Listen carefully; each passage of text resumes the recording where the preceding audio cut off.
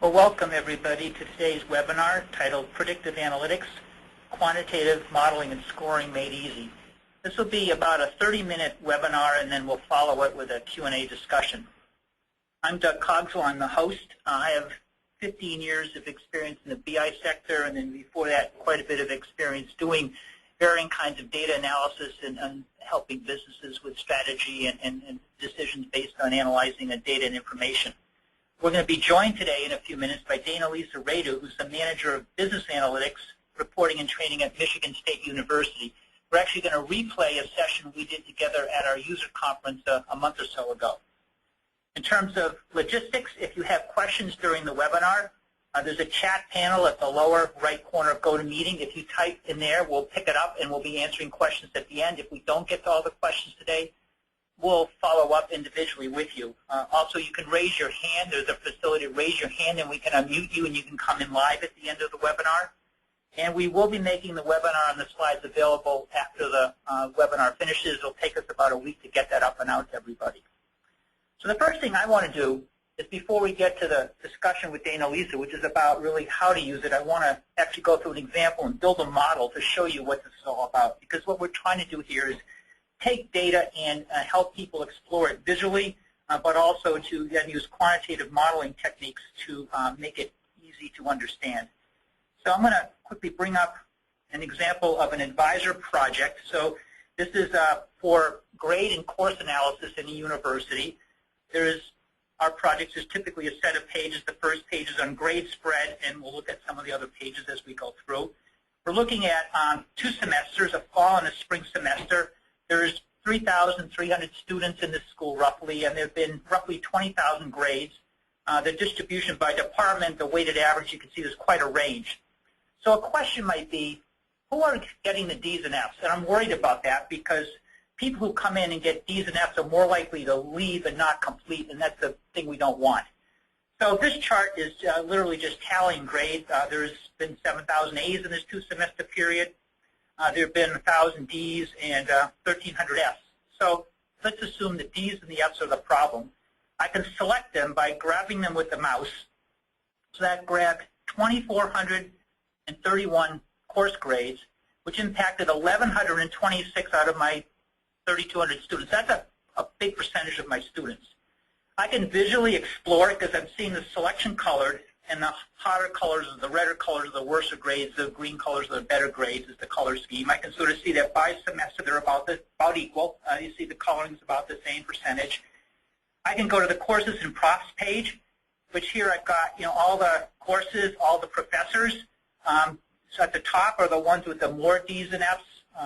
Composition 1 has 147 D's and F's out of 622 grades. That's 24%. Down in the bottom in here, in the middle part, if I take like one of these courses, let's just pick this big one, biochemistry, 2 out of 6%. So I've got some skew by what course it is. I've got some problem instructors up here who are giving out a lot of D's and F's. For instance, Brian Parkingon gave 62 D's and F's, 18% of his 346 grades. I can see over here the lower level has more colors, so it's a little more skewed. The graduate level is less. I can go to the page in student bio and geography, and hey, there's some skew by age over here. By high school, I've got some problem high schools like Southland Academy. I've got 133 students in. 57 of them, or 43% of the students coming from that high school, got a D and an F. I can see I'm a little more skewed towards male than female. So part of visual discovery is you can select the target population, like the people who got D's and F's, and work through the visual charts, which are arranged by the selection to see where there's higher skews. But there's a lot of factors in here, so let's now use some predictive modeling, some regression-based analytics to get a better feel. So go to the task view. There's a set of things you can do with an advisor project. I'm going to build a predictive model.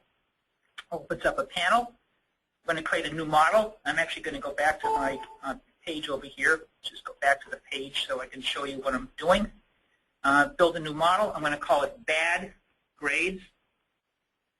I've got several tables in here. I'm going to model the grades table where there's information on the courses and the students.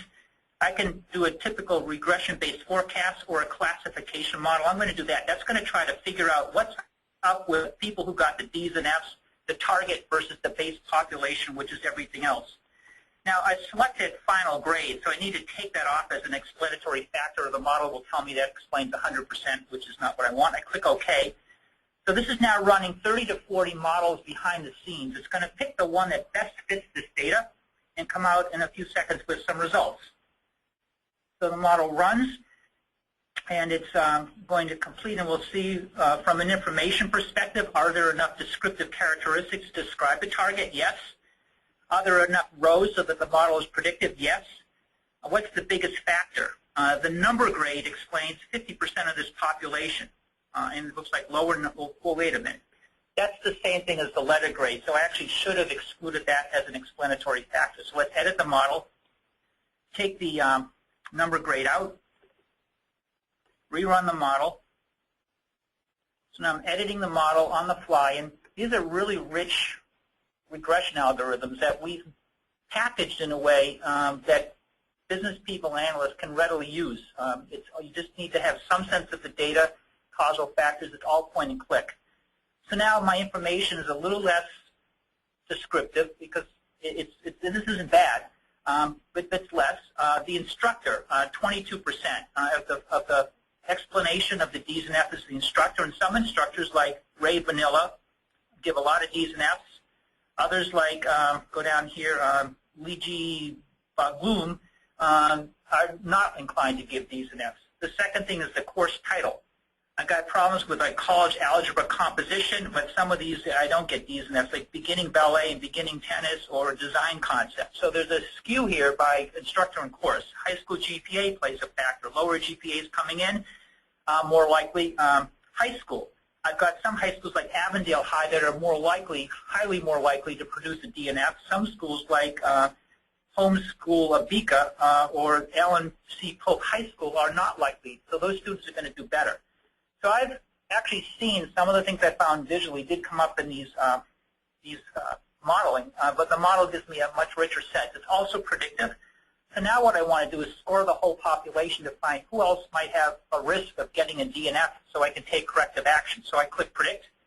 Now it's running the model against this whole population of everybody, and it put new fields in the table called Selection Predicted and Selection Score. So let's look at what the model said. I pre-created a model output page. So, I've got my target population of 1126 students. A couple of charts to see the model output would be a bar chart and a histogram. So let's bring those up and move them over, put them on some data, rearrange the page a little bit. So let's put the bar chart on the predicted score, which is a 1-0 bin. Put it on the grades table. Here's the scores that were added, the predicted. Click OK. Whoops, I put it in the wrong field. And then to put it on the predicted, that was the range, not the number. So user error. And then I'm going to put the histogram on the score, which is the range. Now I can see what's happened here. The model predicted that 2,396 of my grade participations would be D's and F's. 937 have already had the problem. It predicted these would not have the problem, and there's some false positives because the coloring at the bottom, there are some people who had problems who weren't predicted to have a problem. But this is pretty good model. And this is the range of the scores. They range from low to high, and the model is taking this right side and binning it into a 1 and a 0. So if I actually want to get the problem students, I can get rid of, exclude the selected, which is my target, which leaves me everybody else. So here are the ones that are predicted to have the problem, and they're colored cool because they haven't had a D and an F. Select them and get rid of everybody else. I've dropped down to the 734 students in these courses that are expected to have a problem. Now, I might want to go further. My list here is updated for the 734, but I really do this at departmental level as the discussion goes on. So I'm going to go up here, add another chart, put it on this table. The people, the students, I'm going to do by major. Put it on the field major, flip it over here. So now I want to say maybe I'm working with the biology department. So these are all the student majors. Here's the biology department. There are 33 students in the biology department who are at risk. I can click the bar here. So now I've got, out of the 734 total at-risk students, I've got the 34 in the biology department. I can right-click on this chart, export the data, put it on my desktop. Now I've got the data out of here in Excel, where I can sit down with my biology dean or department chair and go over this group. That's a quick run through of how we can pretty quickly, in 5 or 8 minutes, build a model, look at the data, understand it, and come to some conclusions. So now let's turn this over to Dana Lisa and go into the Michigan State experience. So now let me introduce Dana Lisa Radu, who is the Manager of Business Analytics and Reporting from Michigan State, and she's going to talk about the work she's done there. Hey, Dana Lisa. Hi there. I know you've had a couple of experiences with Advisor, so appreciate your expertise in taking the time to talk to us today. Sure. Thanks for the opportunity to present. And again, I'm really sorry I couldn't be there in person today. A quick bit about myself. I'm the Manager of Business Analytics, Reporting, and Training at Michigan State University Advancement. I've been in the field for over 14 years, and prior to MSU, I was at the University of Pennsylvania. In both schools, my team supported up to 28 schools and centers for data analysis, reporting, and modeling, and in both places, we relied on Advisor pretty heavily for different projects, whether it was a dashboard or just data visualization, and definitely the modeling. I wanted to talk a little today about project preparation for modeling. I guess it's an overview or a little introduction. And this is the outline for this slide. To go over some goals, data collection, data preparation, and ways to test the model and revise the model. So project goals, you want to know what you want to ask. You need some idea of what you're looking for. It should be driven by a question. You can make behavioral models or engagement and donor models that can attempt to predict who your next big donor is, who could increase their reunion gift, or who would likely engage as a board volunteer. The next thing you want to do is you always want to estimate a project timeline. Data collection. Once you've had the question established, you'll know who your target demographic is, whether it's donors or lapsed donors, alumni, domestic clients, etc.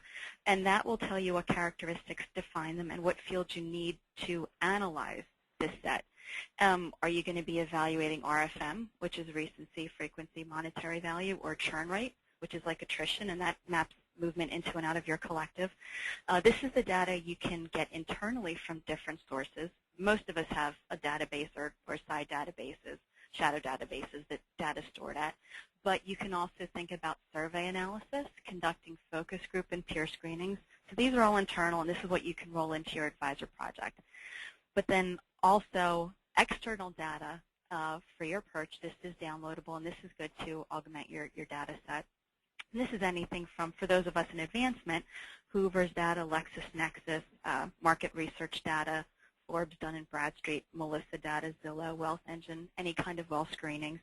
But there's also fantastic free downloadable data that's available. You just have to be able to download it in various formats, and that could be SEC data, SOC data, and FEC data, for example, for political giving. Yeah, so Dana Lisa, just on this, I know we talk about, when we do our workshops, the idea of a target, which is like your question, what is the question, who is the target, what are we trying to look at, and then this is sort of then what's the available population or the base population you want to compare to, and then this is what we often say too, is you need to think through hypotheses. What is all the potential factors that could cause a target to be different than everybody else, the explanatory fields? And you make a great point. Sometimes this is going to be in the advancement tables that may already be loaded in an Advisor project.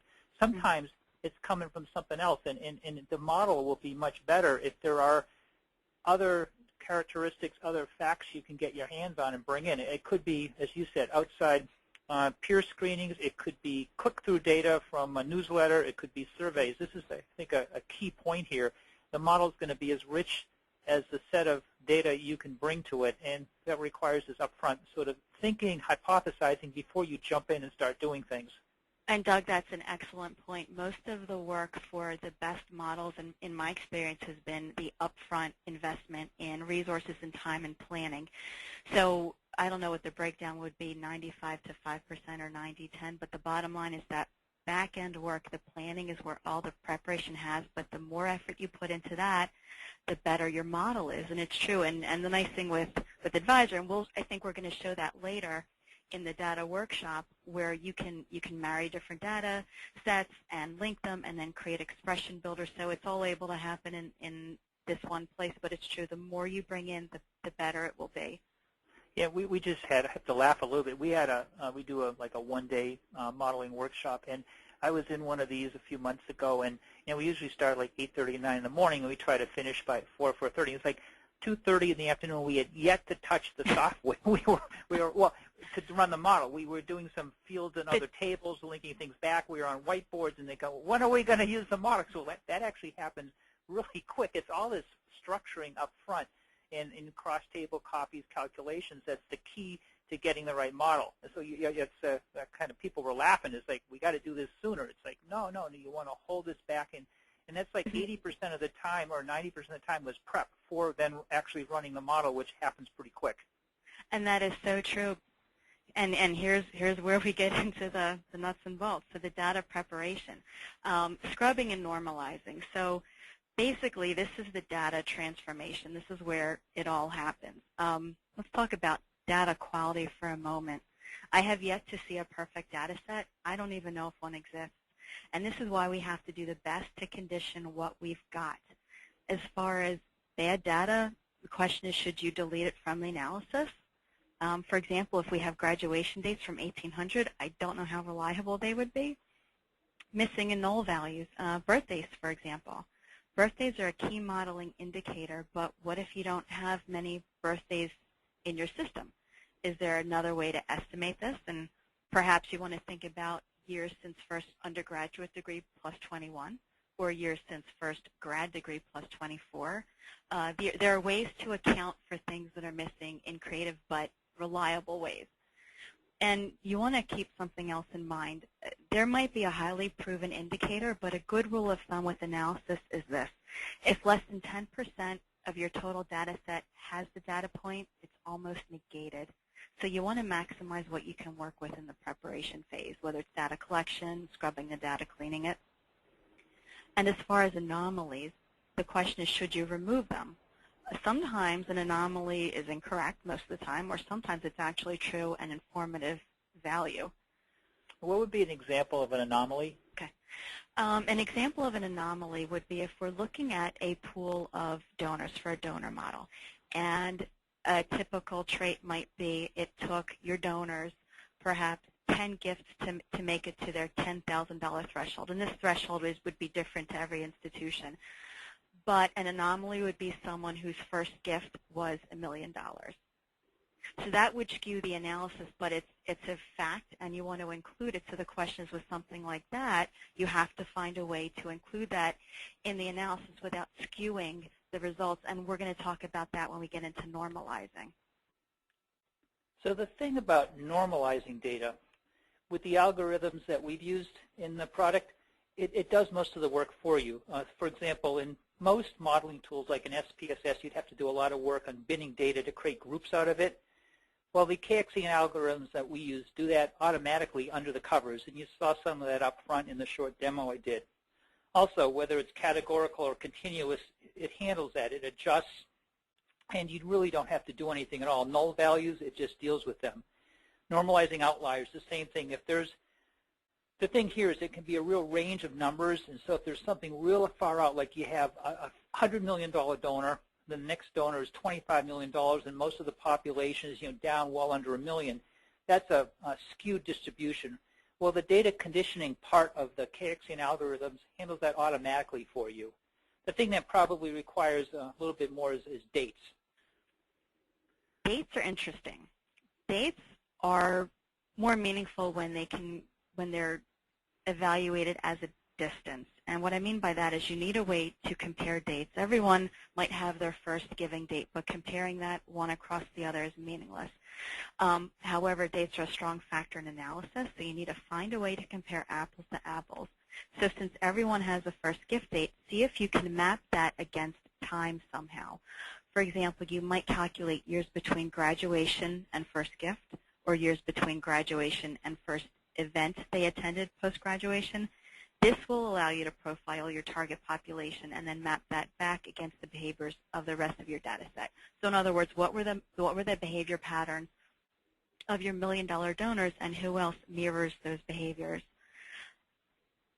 Hey, Dana, Lisa, that's a great Sure. point, and we've actually seen people like put the date in the model, and there's, if you go back of 10 years of data, there's like 3,000 days in there roughly, or something. Which is, right. you know, whether it's April 15th or March 31st doesn't really, it's not predictive, it's not causal. But your point, if you subtract it from like the degree year to figure out how long they've been out, or you do something like that, which our expression builder and date parser can easily do, now you've got something that's actually a meaningful potential causal factor versus just a lot of numbers that really have no meaning to them. Exactly, and this is where Doug and I were both saying most of the work is done. It's time-consuming, and it can be frustrating, but the more work you put on the back end in this planning, the better your model's going to be. And for example, this is not an exaggeration, I've done models where we pull down 300 to 400 raw fields of data, and then after we start the expression builder calculating for something meaningful, that number could double. And it doesn't mean that they're all in the model, but the more you have to work with, the more you can refine and find the meaningful attributes, and these dates are very strong. And once you start playing with the dates and seeing what you can map against, it's truly going to, it'll get exponential how many more factors you have, but these can all be in different models, and it's very helpful. And this can be done in Excel, in Access, if you prep your data elsewhere, which we've done models where we do both, or very easily in Advisor. And I think, Doug, is this the time we could show everyone the expression builder? Yeah. Listen, I'm going to just drop out of the PowerPoint. Here's a prospect identification project. You actually asked over here on the task view. I know some of you are familiar with this, but if you go into here, analyze data, work with data, there's something called build expressions. And this has a whole range. If I take like the entity table here, I can do all kinds of arithmetic, logical, string conversion. So I can do a lot to condition the data in here. I think that's helpful for people to see. So in other words, if they don't prep their data in an Access database and link it in, they can import raw data, and this is where you can just create hundreds of formulas, and not to scare people, but it can be that large. Yeah, and I think that's a key point. So this gets you out of having to have something done in the database. So you leave the data in the database as it is, but it's pretty quick to do this in Advisor, offline from the database, and it's a much faster thing that the person actually building the model can do, which saves a lot of time and lets you sort of, as we would say, muck around and try things in a much more flexible way. I would say one of the other things we often find, too, as you're doing these calculations is, for example, activities or events or reunion participation are often in not the core table. They're in an activities or a committees table, but they can be highly causal because they're a measure of engagement, opt-in engagement. I mean, how many times has this person chosen to come to something, and what is that? So that's another case where we can use the expression builder to create a flag in that derivative table, the events or the reunions, and then copy it back to the core table. Then it can be, become part of the model. All right, testing the model and revising. Model building, as most people know, is an iterative process. You want to build strong models, and you want to check the accuracy of the models, but the best thing to do is test them and see what the model is. I think, Doug, if we could show the model indices right now so people know what we're referring to. Yeah, let's go back to the project and open the modeling panel on the left. So we built a model here. And wasn't this the one you built on the fly, and you have 98 and 98? Yeah, we built it prepping to talk here, so we have something to show. But yeah, it's a pretty good model. All right, so that's what we're talking about. And I tell everyone we work with, there's no such thing as a perfect model. So strive for your 98s and your 99s, and that's actually good. Doug did this on the fly, and I watched him do it, so I was impressed.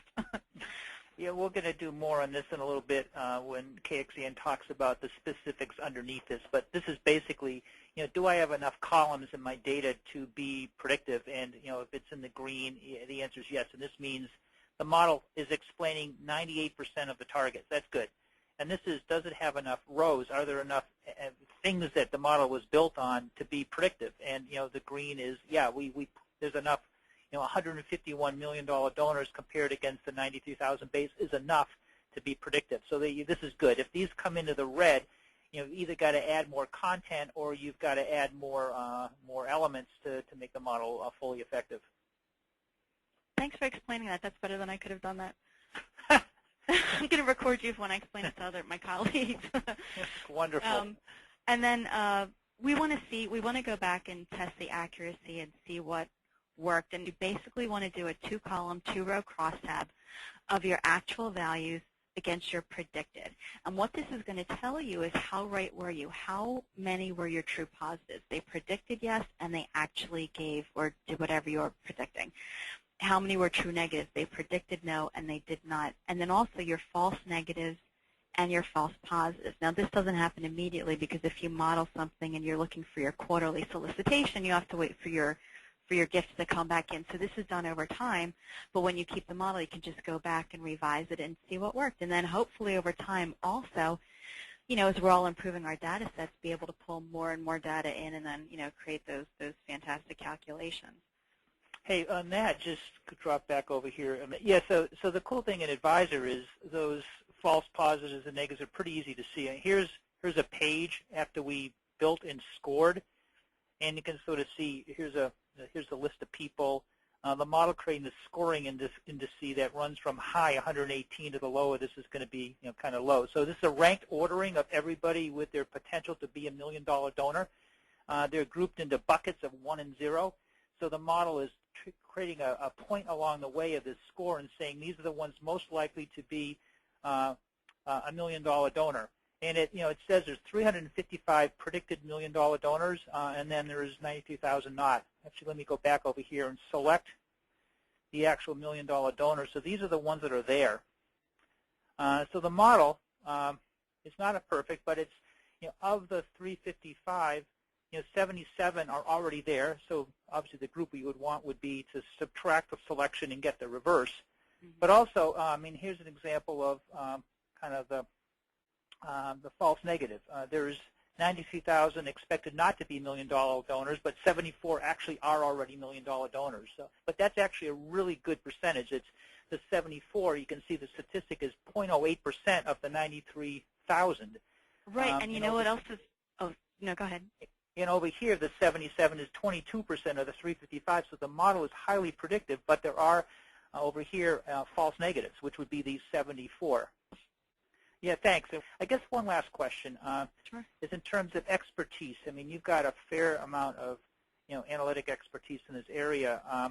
Advisor, where we try to make this easy to use, I know a question that keeps coming up is, can a researcher or someone who does not have a statistics degree actually use this and make this effective in their day-to-day work? That actually it's the best tool I've seen. For myself, I don't have a statistics background. I've learned it hands-on, baptism by fire years ago, and with experience. But the thing is, with the other tools out there, you can purchase other software, but the best thing about Advisor is it does it for you. You don't need the statistics. Even if someone were to buy SPSS or whatnot, all the other tools, you need a better understanding, and it's hands-on. And the nice thing, and I've told Doug this story before, when I first got Advisor, I actually checked the results of the model, and I did it separately in Excel, and it matched perfectly. So it's silly to say, but maybe worth saying. It's a great tool, and it's reliable. We've had it give us good results so we can go back and say it actually predicted and it worked. And it's very easy for folks. My team, they hadn't used it before, and some of them were new to modeling. And when I was prepping them for our projects, not only on how time-consuming the data prep is, but how friendly the tool is, they were happy about it. And we've bought more licenses now for some of our prospect development staff, so people outside of systems are going to use it. So it's very friendly and it's very easy to use. And how about the other thing that comes up is, our team doesn't have the skills, so let's farm this out to, outside consultants or experts at doing this. What's your, you chose to do stuff inside? Yeah, certainly I would never, that's not something I would recommend because I've done this, and actually having done it the route I took of learning hands-on, my theory is anybody could learn to do it. And another thing I believe is no one knows your data better than the folks inside. So yes, you could hire consultants to do this, but there's always going to be a gap of understanding, and this isn't something people can't pick up and learn. And if you might show this with the other presentations that are coming, but if you've got it, let's say for example, a predictive model built on that, the side tab, it's so easy to edit that model. It's just a click and rerun. People love it. I think more people should give it a shot. Should give it a shot and not assume it's too complicated to learn. Yeah, and that's actually our point in actually creating the software like this, was to make it easy to do the modeling, because the key issues in having an effective model are more understanding the thought process behind the causal factors than actually running the model. And I remember we were in one of these sessions, and you got the factors in, and the model comes out and says that a self-expressed interest in philanthropy and financial aid is one of the key factors to large donations to financial aid, which makes sense, except the person in the room said, wait, that's not right, because I know that the input to that survey question was adjusted based on the people who gave the financial aid. We kind of updated because we knew those people are interested, but that's no longer a causal factor. That's it's related directly to giving the financial aid, and there's no way an outside group would have known that, but the inside team kind of can have that discussion, and that's the key to these models working, is those kinds of discussions and understanding. That's why when we do a workshop, it might be 80% and 90% of the way through the day before we actually run the model, because we're doing all the discussion to set up the factors and those kinds of things. It's true. We had a model built years back, maybe eight years ago, and we relied on survey response, and one of the indicators in our model was, did you even respond? Did you receive, and did you even respond to the survey? And then we got into their responses, and then after the model was built, we were told that the survey was only sent to our highest donors, so everything was skewed. But that's the kind of thing that if you sent data away or there was no one to explain it, it's going to skew your model and your results, and then you're going to go back and check your metrics and wonder why it didn't work. If we're talking about this, people should think about the cost of even one license versus the cost it's going to take in resource, money, and time to send your data away. And experience has taught me this. You're going to get the data back having spent the money. The analysis will not be right. Any good shop should want to verify what the results are. So you spent a lot more time. I don't think anybody should have that be their first inclination. I think people should be more assertive and aggressive in wanting to do this in-house. And the nice thing is, you've sunk no cost. You have the software, but you can change this model until you get it right. Whereas if you go with an outside consultant, your data goes, you get it back, it's done. There should be no fear in. I just think people should want to play with their own data. You're gonna get better results. I have no doubt about that. Well, the other point, I know we talked earlier about this, is you can do fast iterations. So you've got this cycle time advantage. If somebody on the team, a question comes in and you need something for a meeting on Monday morning, the question comes in Friday, you've got a shot at getting this turned around and ready for the meeting versus other approaches just can't possibly do that. No, absolutely. The questions are endless. If you can come up with a question, you can build the model. If the data supports it is another issue, but you could on the fly have someone say, anything, an engagement question, a behavioral question, a donor, an attrition, all these kind of things, but on the fly. And I think the best approach for folks to have is to not necessarily build one model at a time.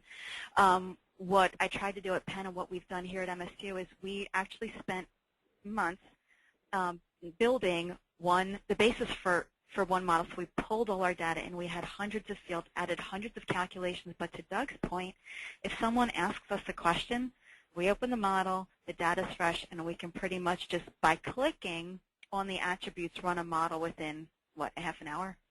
And that's with a large data set. So it should not throw people off to want to give this a try.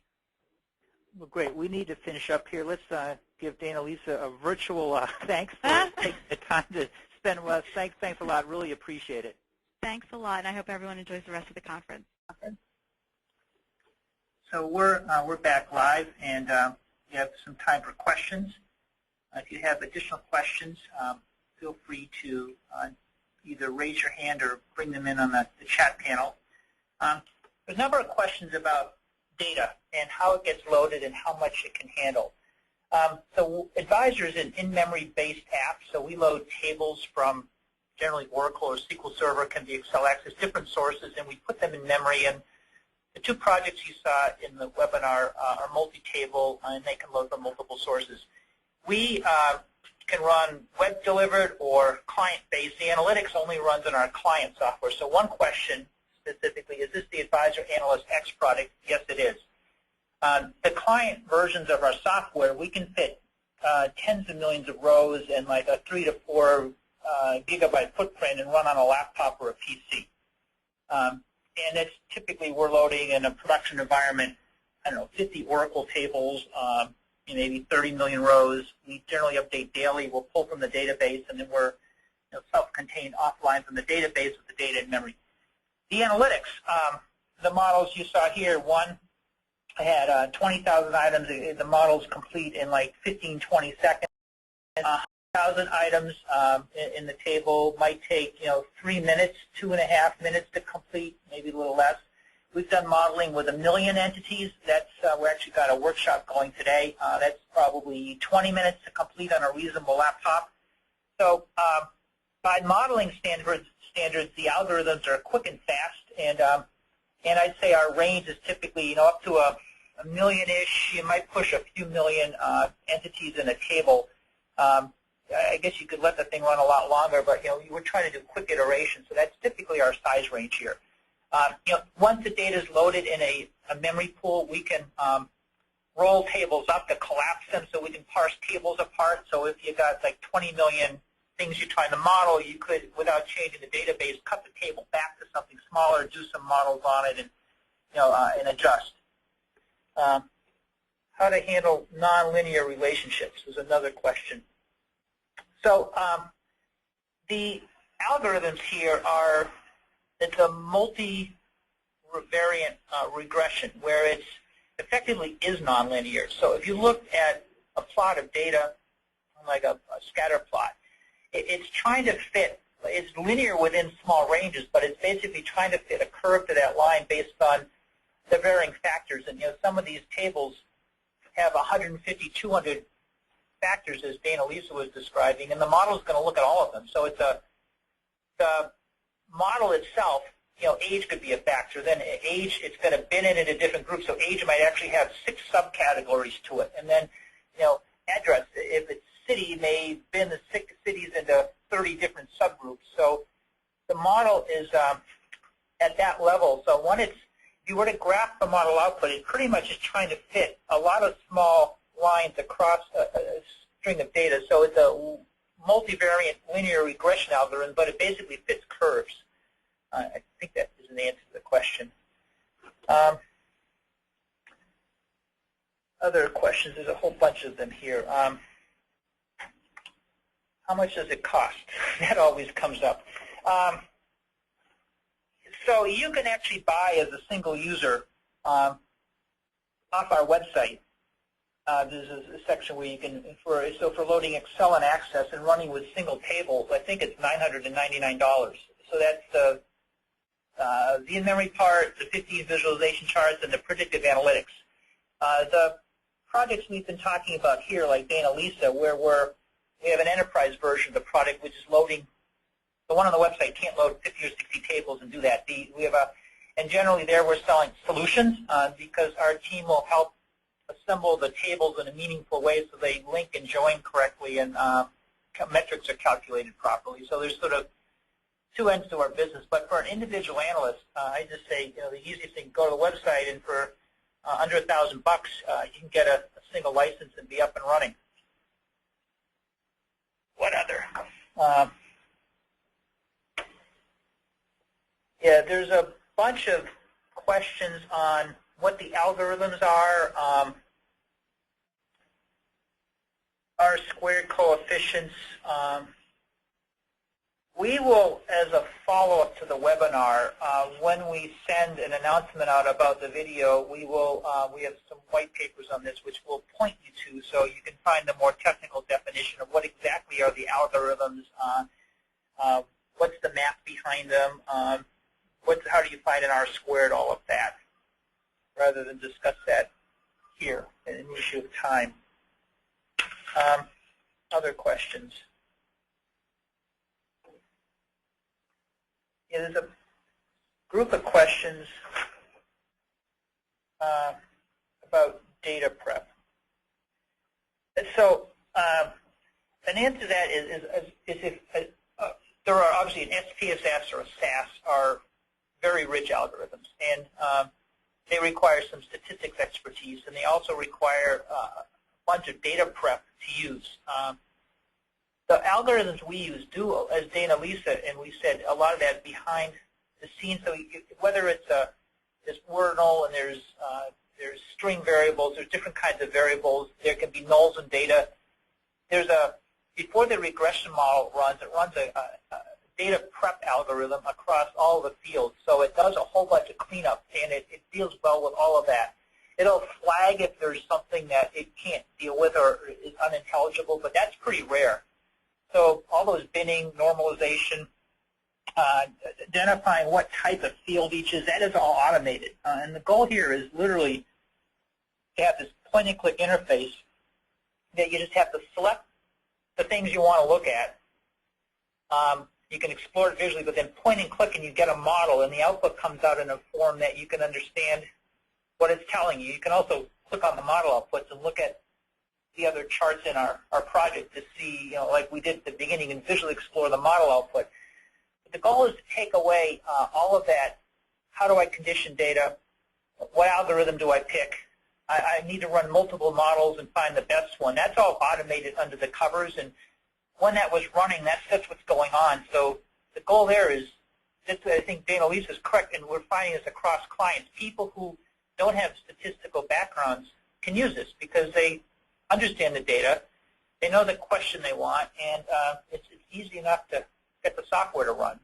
That being said, obviously, SPSS and SAS, and there are a bunch of very rich modeling tools out there, and our goal is not to compete in the statistics model with them. Our goal is to help business people and business analysts who need you can only go so far with visual discovery, because the projects we showed each have, I don't know, 80 or 100 fields pasted up across 10 or 15 pages.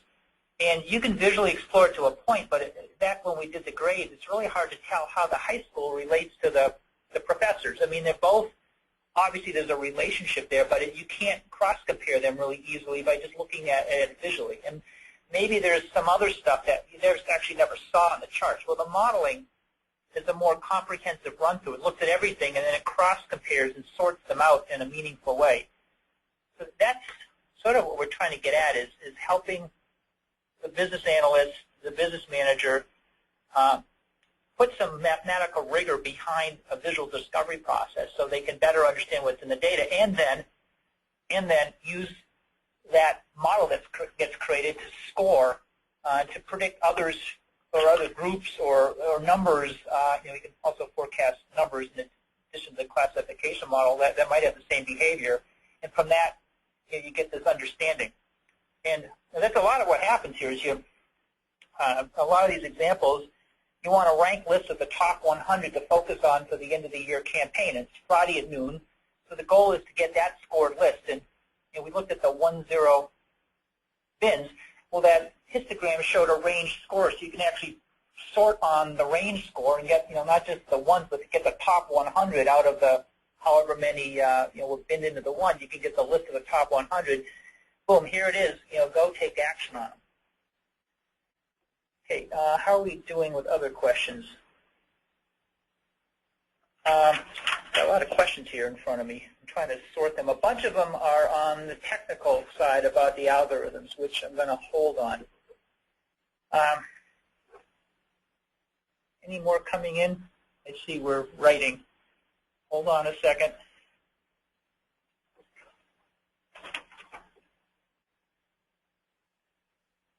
Yeah, so there's a question about examples that illustrate time and cost savings in comparison between these in-memory based and traditional data analysis. I'll try to answer that in a minute. So the idea between this in-memory stuff is you pull data from a source system. It can be Oracle source tables. It can be a SQL Server data mart. It can be formatted stuff in Excel. It doesn't matter. You get it. And with the in-memory side, you had speed of thought interaction across tables. So when we did those selections earlier on, all that's happening in memory. I was running on a laptop that can run on a server with a web interface or a tablet interface. The concept's the same. It's data's in there at the base row and column, the detail level. The charts are aggregating it, and then when you're making selections, this whole mesh of tables is updating instantly, and everything updates on the fly, which is what that gives the end user is this ability to basically do ad hoc exploration across any combination of fields in that entire pool of data, which in the Michigan State example is their entire Oracle warehouse of alumni, friends, giving history, activities, student grades, all of that stuff in the memory pool. It's like 60 tables, several tens of millions of rows is what Dana Lisa works with. The problem if you did it on a database, the query back, it's just the end users can't do the queries, and they're challenging queries because you've got one-to-many, many-to-one relationships across the tables. In a memory pool, you don't care because you're keeping them at the one-to-many, at the detail level, and you're just updating them on the fly through these selection links between the tables. So that's the in-memory enables that, and then that's what gives you this visual discovery capability. And then basically the analytics, what we've done is we've attached it to the data that's in the memory, much like a chart. So those algorithms are picking up from the tag data in the tables what's been selected, what's not. It's running, and then the output from the model, if you click on it, goes back and tags the data, so all the other charts in the project or dashboard update. And then when you score, it's connected to the entity table of, in some cases, 1,000,005, whatever, and just writing new columns back into the table in memory doesn't touch the database. So you have the results scored immediately. You can obviously then export them back to the database and do other things with them. But that's sort of the value of this in-memory capability. There's a report coming out on that from an analyst group in about a month, which if you're interested, and we're gonna make that available. And I think it's going to really help to better describe in-memory versus classic data marts and databases, and what this whole category is being called data discovery and analysis means to business people. It's a really well-written report with a lot of research behind it. It'll be out end of December. We'll post that, and we'll push it out when we get access to it. That is an area that's getting the Gartner Group, the Forrester Group, all the business intelligence industry analysts are doing more and more writing on this because it is filling a gap in the market between, and this is what we're trying to position between reporting, which is more structured, formatted, production-based, and is high in analytics, which are too hard for most business people to use. We're intentionally trying to fill this gap, and it's the combination. Today you saw the predictive modeling, but it's linked in with putting the data in memory and then the interactive visualizations all work together to give you this ability to do the kinds of things we talked about earlier in the webinar. That was a long answer to a question. There's more.